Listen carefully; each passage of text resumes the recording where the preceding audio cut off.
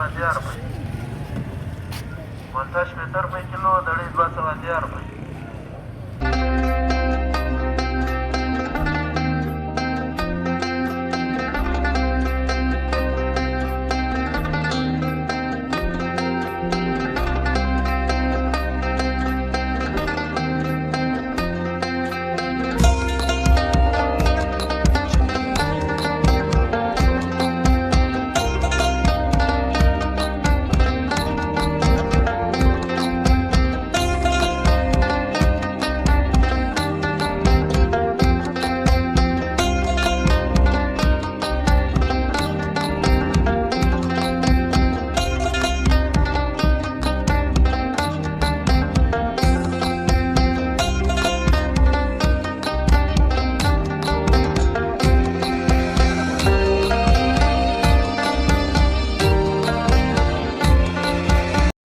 السلام علیکم ملګرو، دا د خانوزۍ مالټه د بقاعده ټرک راغلی دی، نو په 70 روپۍ کیلو دی، دړۍ په 280 ده.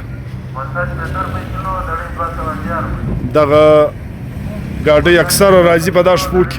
د ستړی مه سې، څال دی څنګه یې؟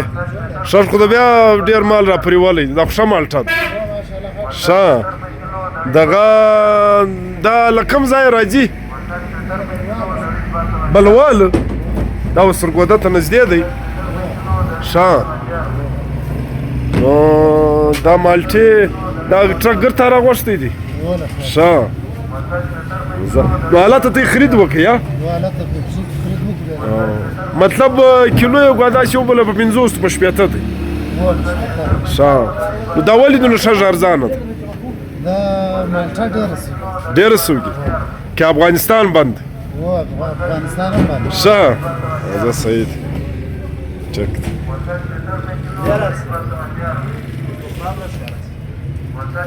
ته هم د مالټو په باره کې څه وایې که څنګه؟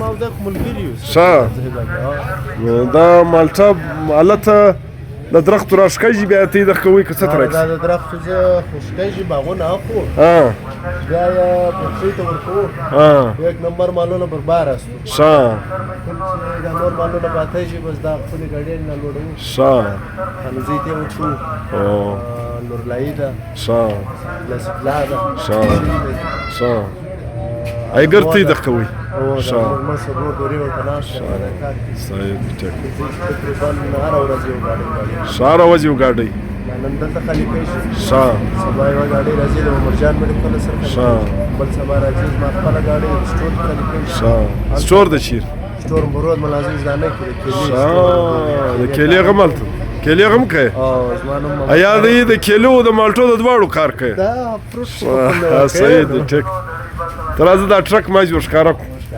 دا څو کې راځي اندازاً؟ 300 منه مو ورچو. 300 منه په دا یوه ګاډۍ کې. صحیح ته ستړی مه سې. څنګه یې؟ زموږ علاقه هم ته لکه سرګوده مالټه بیخي ډېر راغلي. دغه ګاډۍ د تا ول څو منه کې راځي؟ 300 منه. دا 300 منه ګاډۍ اوس راغله ډایرکټ بلوال پنجاب از.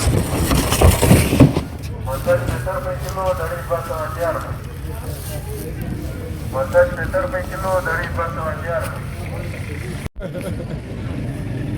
مالټه شپېته روپۍ کیلو، دړۍ 280 روپۍ.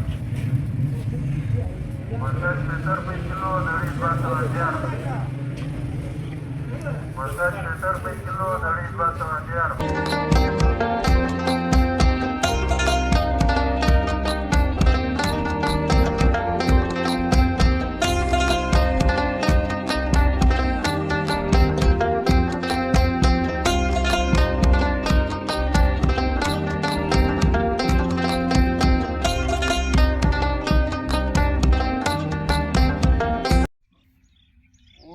लगे ना बेचने आ जाओ।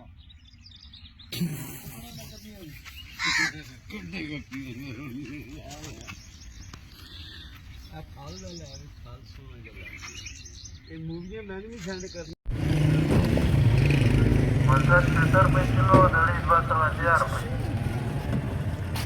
مالټه شپېته روپۍ کیلو، دړۍ 280 روپۍ.